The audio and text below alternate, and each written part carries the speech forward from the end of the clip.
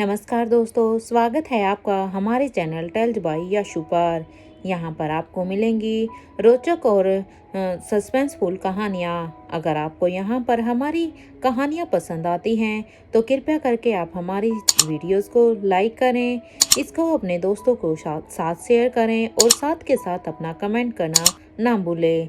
अगर आप इस चैनल पर नए हैं तो कृपया करके इसे सब्सक्राइब भी करें। आपका ज़्यादा समय न लेते हुए चलो आज की कहानी को शुरू करते हैं।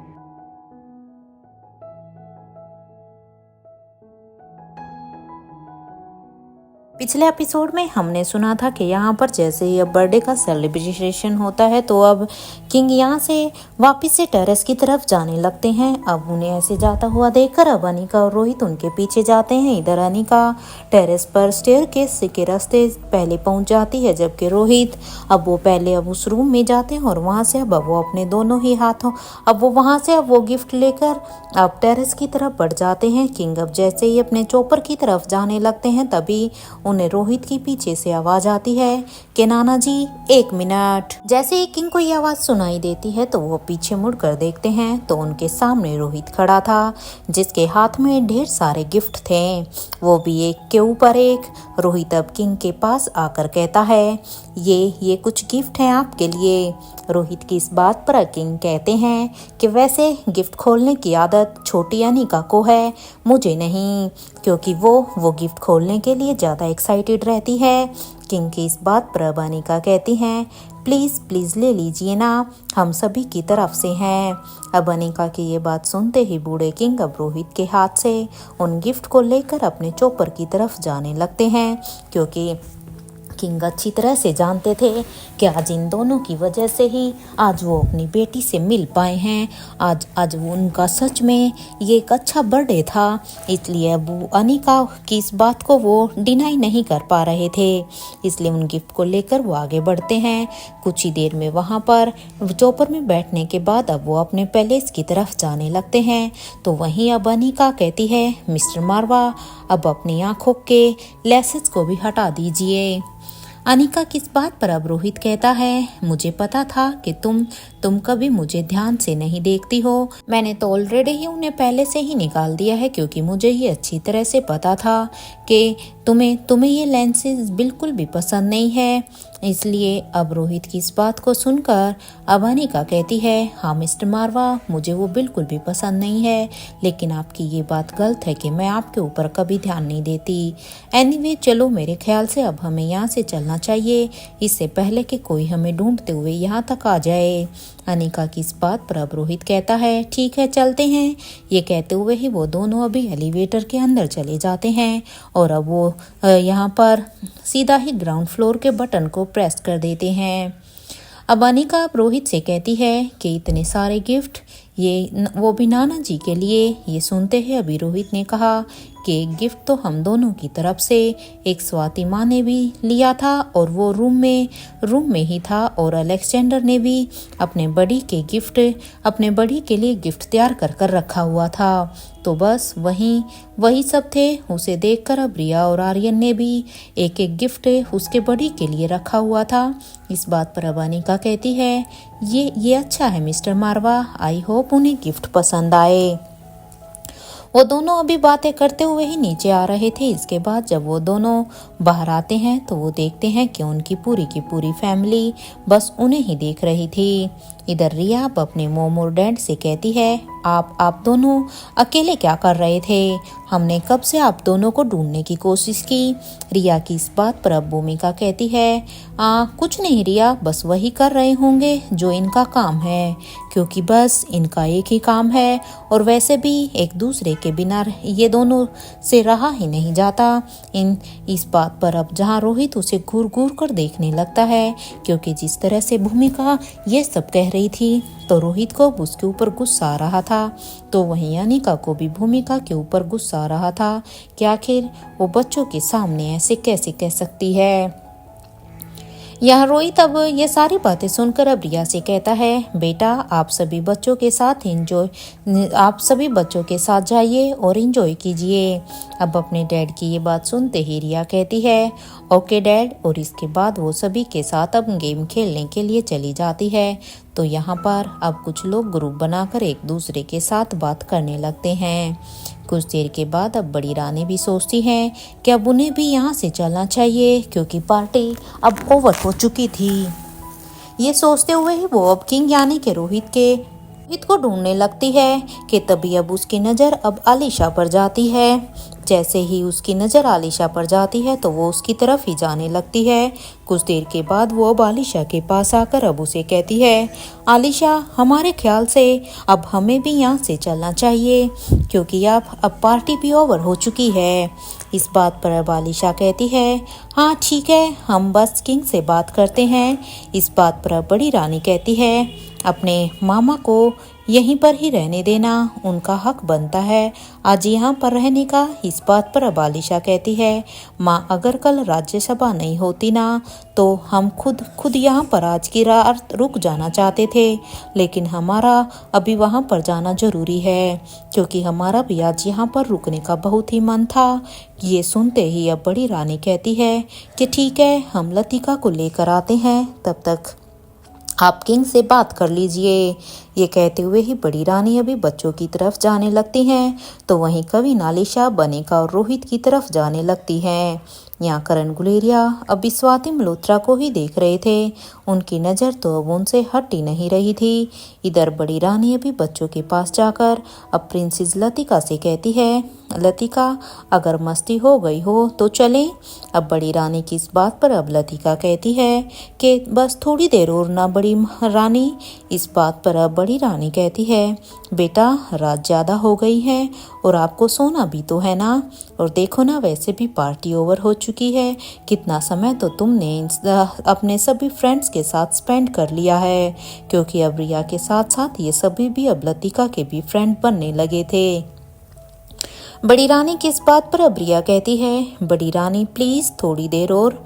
अब रिया की इस बात पर अब बड़ी रानी कहती है कि बेटा लतिका फिर कभी आ जाएगी तुम यहाँ पर, अभी हमें यहाँ से जाने दीजिए ना। बड़ी रानी की ये बात सुनते ही अब पिंकी कहती है कि आप प्लीज़ रहने दीजिए ना। इधर यश के साथ साथ अभी सभी बच्चे भी बड़ी रानी से अब रिक्वेस्ट करने लगते हैं कि वो बस थोड़ी देर के लिए और लतिका को यहाँ पर छोड़ दे। इधर यहाँ पर बड़ी रानी अब सभी बच्चों की रिक्वेस्ट को तो देख चुकी थी। वो सभी बच्चों से कहती है, बेटा मैं सच में रात ज़्यादा हो गई है इसलिए लतिका मैं बोल रही हूँ ना वो फिर कभी आ जाएगी। इस बात पर अब रिया कहती है, ओके बड़ी रानी, हम आपको फोर्स नहीं करेंगे। ये कहते हुए ही रिया अब लतिका को हक करती है। उसके बाद अब पिंकी भी लतिका को हक करती है और उसे बाय बोलती है। यहाँ लतिका भी अभी सभी बच्चों को मिलने के बाद अभी उन्हें बाय बोलकर बड़ी रानी के साथ जाने लगती है।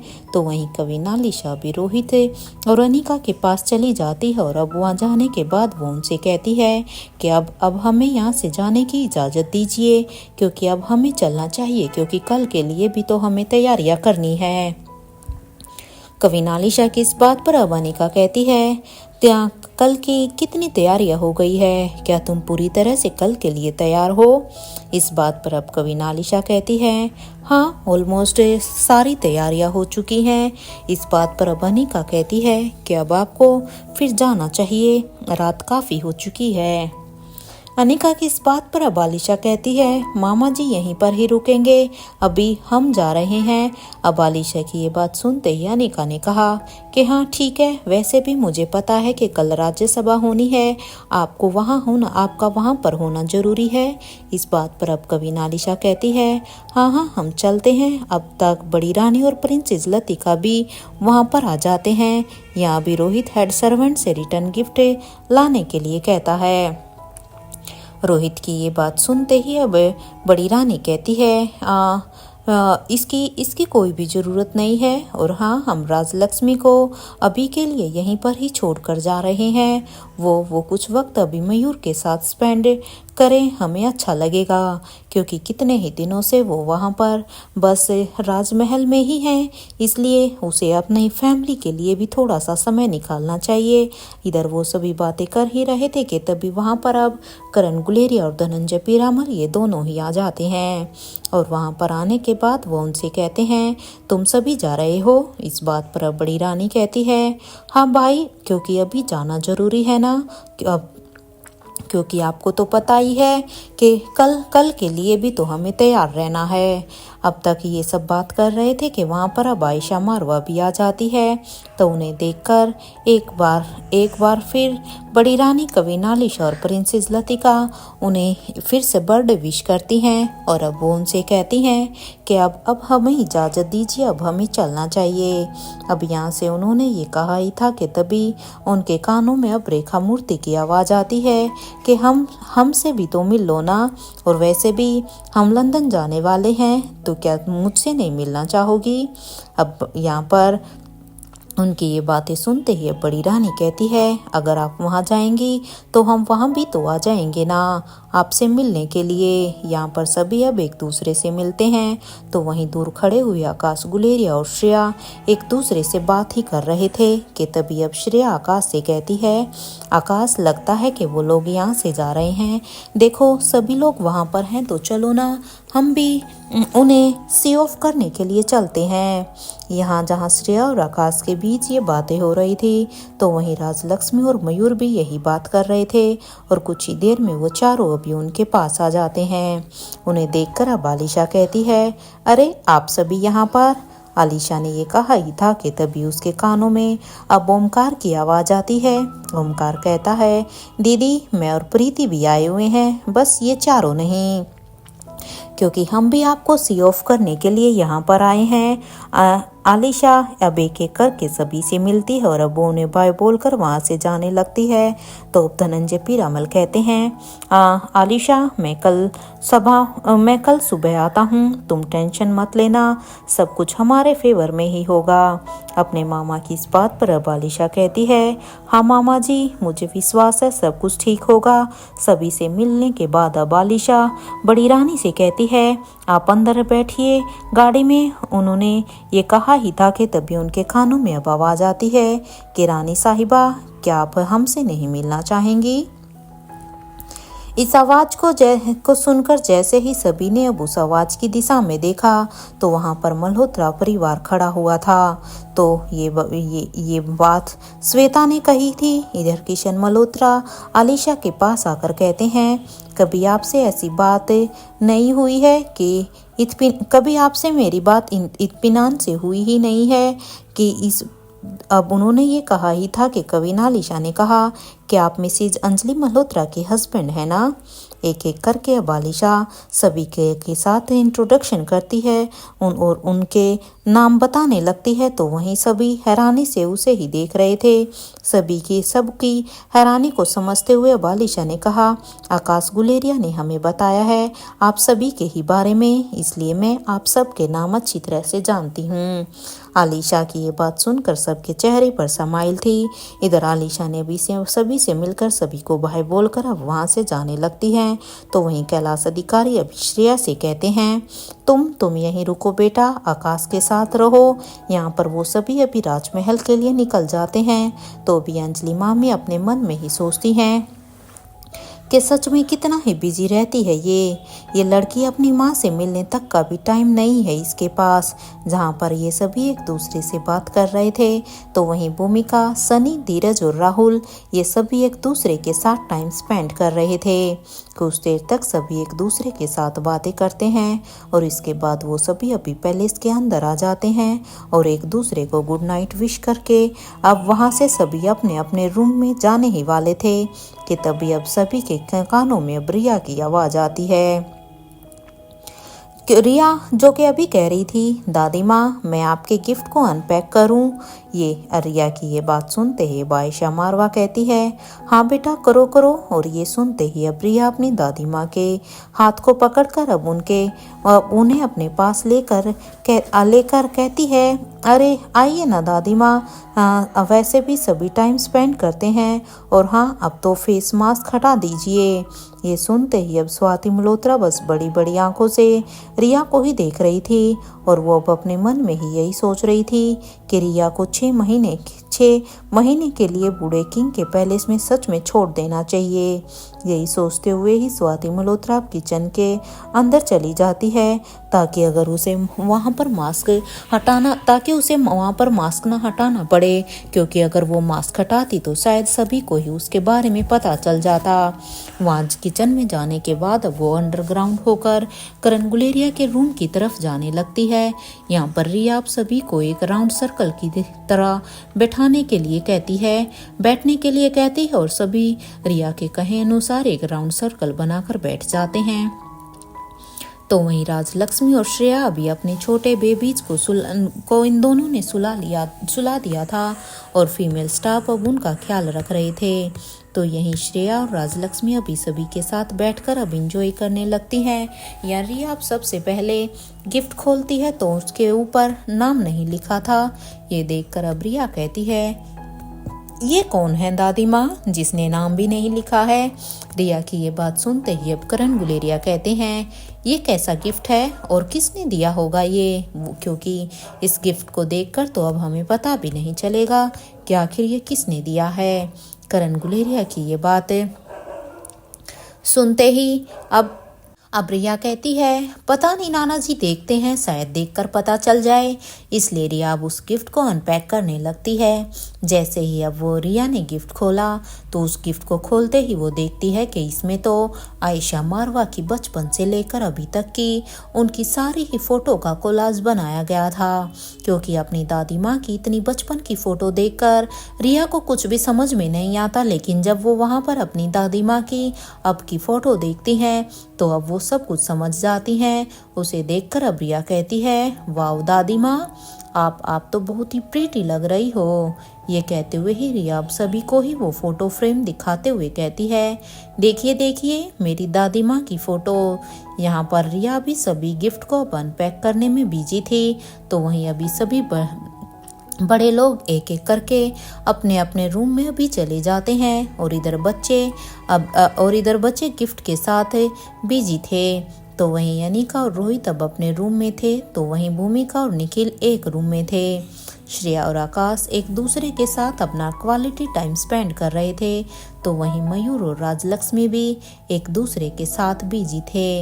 इधर आयशा मारवा अपने रूम में आ जाती है, और वो अब अपने रूम के दरवाजे को बंद करने ही जा रही थी कि तभी वहां पर अब धनंजय पीरामल आ जाते हैं। जैसे ही वहां पर आयशा को उन्होंने दरवाजे को बंद करते हुए देखा तो अब धनंजय उसे कहते हैं, 1 मिनट आयशा। और अब वो आयशा मारवा से कहते हैं, क्या मैं अंदर आ सकता हूँ। इस बात पर अब आयशा मारवा कहती है, हाँ आइए ना।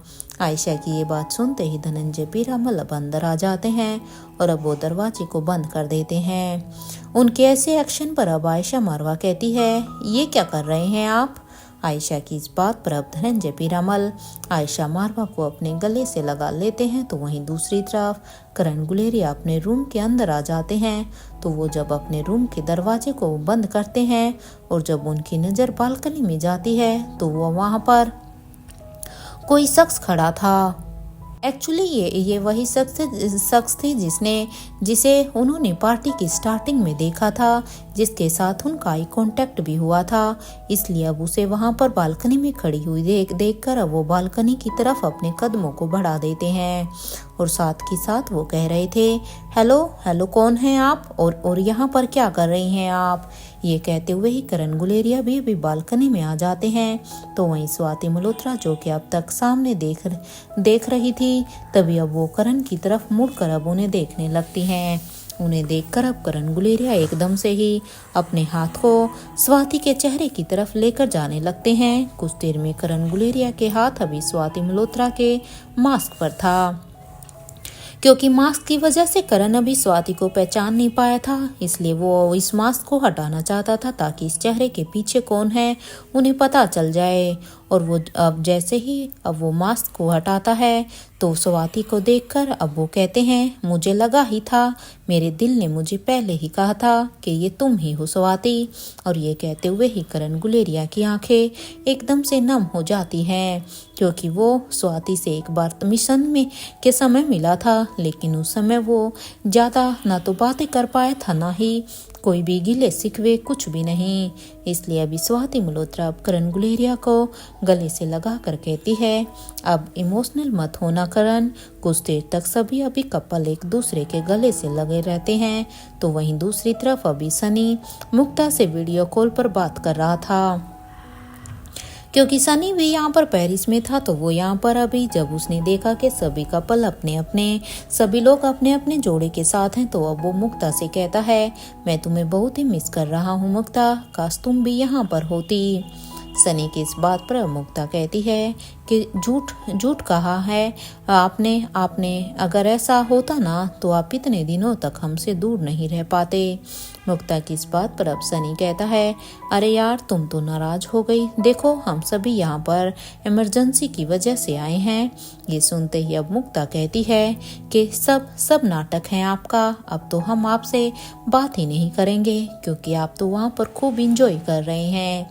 ये कहते हुए ही मुक्ता फोन को डिस्कनेक्ट कर देती है। यहाँ सनी अभी मुक्ता ही करता रह जाता है और अब वो फोन डिस्कनेक्ट होने के बाद अब वो उदास होकर बैठ जाता है। उसे ऐसे देखकर अब धीरज कहता है, क्या हुआ सनी, सब ठीक तो है ना।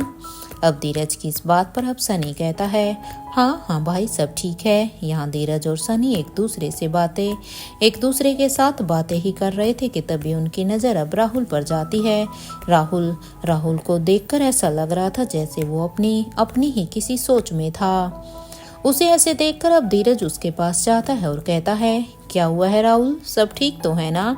अब धीरज की इस बात पर अब राहुल कहता है, पता नहीं वो बच्ची कौन थी जो मेरे साथ पेयर में डांस कर रही थी। राहुल की इस बात पर अब धीरज कहता है, तुम्हें कब से बच्चों से लगाव होने लगा राहुल। अब धीरज की इस बात पर राहुल कहता है, ऐसी कोई बात नहीं है कि मुझे उसके साथ कोई लगा हुआ, वैसे ये पैलेस है मुझे अच्छा लगा। जब भी अब यहाँ पर आना होगा ना तो मैं बस यहीं पर ही आऊँगा। मैं रोहित से यहाँ की चाबी ले लूँगा। अब राहुल की इस बात पर अब धीरज कहता है, ठीक है फिर इसमें इतना सोचने की क्या बात है, तुम रोहित से इसके बारे में बात कर लेना। और वैसे भी यहाँ आज की पार्टी की वजह से ठीक से किसी से बात ही नहीं हो पाई, जहाँ पर ये सभी एक दूसरे से बातें कर रहे थे। तो वहीं दूसरी तरफ श्वेता और लक्ष्य एक रूम में एक दूसरे के साथ टाइम स्पेंड कर रहे थे। लक्ष्य अब श्वेता से कहते हैं कि आप इतना अनकंफर्टेबल क्यों हो गई थी कविनालिशा के सामने। लक्ष्य की इस बात पर अब श्वेता कहती है कि लक्ष्य जी, मेरे लिए नए रिश्तों को अपनाना थोड़ा सा अजीब होता है, इसलिए मुझे उस समय भी अजीब ही लग रहा था। मेरा एक भाई है जो कि गुलेरिया ग्रुप ऑफ कंपनीज का हेड है, तो वही हमारी एक बहन भी है, एक देश की वो इस देश की रानी है। मैंने इतना कभी नहीं सोचा था। यहाँ श्वेता भी लक्ष्य को अपने मन की बात कह रही थी। तो वहीं दूसरी तरफ राजमहल में अब तक वो सभी पहुंच गए थे। इधर बड़ी रानी अभी प्रिंसेस लतिका के साथ उनके रूम की तरफ जाने लगती है, तो वहीं कविनालिशा राजीव गुलेरिया के रूम की तरफ जाने लगती है, क्योंकि आलिशा ये अच्छी तरह से जानती थी कि राजलक्ष्मी भी आज उनके साथ ही वहां पर पार्टी में गई थी। तो आज राजीव गुलेरिया यहाँ अकेले पड़ गए होंगे, इसलिए वो सबसे पहले अपने कमरे में ना जाकर वो राजीव के कमरे की तरफ बढ़ जाती है। तो वहीं अपने रूम में इधर राजीव की आंखों में नींद ही नहीं थी। वो बस यहाँ पर आलिशा के ही आने का वेट कर रहे थे, क्योंकि जब से आलिशा और राजलक्ष्मी ये सब यहाँ से गए थे तब से उसे एक बेचैनी हो रही थी, क्योंकि वो भी वहाँ पर जाना चाहते थे, लेकिन वो यहाँ से जा नहीं सकते थे। वो अभी कुछ सोच ही रहे थे कि तभी किसी ने उनके रूम को नॉक किया और इसके बाद दरवाज़ा खुला तो वहाँ पे खुद सामने आलिशा खड़ी थी अपनी बेटी को देखकर। अब राजीव कहता है, क्या बात है, तुम कहीं गई थी क्या? वैसे बहुत सुंदर लग रही हो तुम। इस बात पर अब कविन आलिशा कहती है, राजलक्ष्मी ने हमसे कहा था कि आप हमसे मिलना चाहते हैं। इस बात पर अब राजीव गुलेरिया कहता है, क्यों, मैं तुमसे मिल नहीं सकता क्या? देखो, मुझे पता है कि तुम बहुत ही बिजी रहती हो, लेकिन क्या कुछ देर के लिए